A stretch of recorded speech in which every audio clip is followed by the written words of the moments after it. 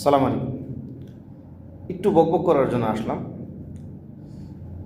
হুজুরে পাক সাল্লাল্লাহু আলাইহি সাল্লাম মক্কার প্রসিদ্ধ কাফের আবু জেহেলকে অনেকবার দিনের দাওয়াত দিয়েছেন, অনেক মুজিজা দেখাইছেন, তারপর সে দিনের পথে আসে নাই। কারণ কি? কারণ হচ্ছে তার অন্তরে আল্লাহ পাক মোহর মেরে দিয়েছিল।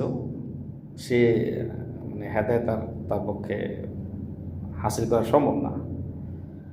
তো আমার মনে হয় আমার ফ্রেন্ড সার্কেলের কিছু লোক, ইভেন আমার ফ্রেন্ড লিস্টেড ফ্রেন্ড কিছু আছে, এই লোকদেরও মনে হয় অন্তরের মধ্যে মোহর মেরে দেওয়া হয়েছে।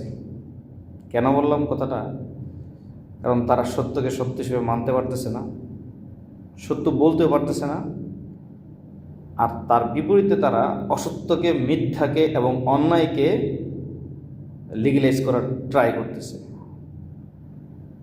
যেটা আসলে আমি এক সময় ভাবতাম যেটা কি করে সম্ভব, অন্তরে আবার মোহর মারে কেমনে। এই সময়ে এসে আমি ক্লিয়ার বুঝতে পারতেছি যে আসলে এটা সম্ভব এবং আল্লাহ পাকের দ্বারা এটা করাটা সো ইজি, হচ্ছেও তাই। এরা চোখে দেখতেছে সত্যটা, কিন্তু অস্বীকার করতেছে।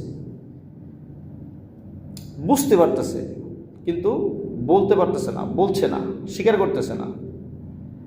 এদেরকে কিভাবে ডিফাইন করবো আমি আসলে জানি না। মুসলমানদেরকে কাফের বলা, মুশরিক, মুনাফিক এই সমস্ত বলা হারাম। তো আমি আসলে তাদের প্রতি দৃষ্টি আকর্ষণ করতেছি, দয়া করে নিজের অন্তরকে পরিষ্কার করার চেষ্টা করো ভাই। এখনও সময় আছে, সত্যকে সত্য বলার চেষ্টা করো। সো আমি তাদেরকে রিকোয়েস্ট করতেছি, নিজের অন্তর্চক্ষু দিয়ে বিচার করার চেষ্টা করো, বোঝার চেষ্টা করো, দেখার চেষ্টা করো কোনটা সত্য কোনটা মিথ্যা, ফারাক করার চেষ্টা করো। তোমারও ভাই আখেরাত আছে, মৃত্যু তোমারও হবে। ভালো থাকবে সবাই।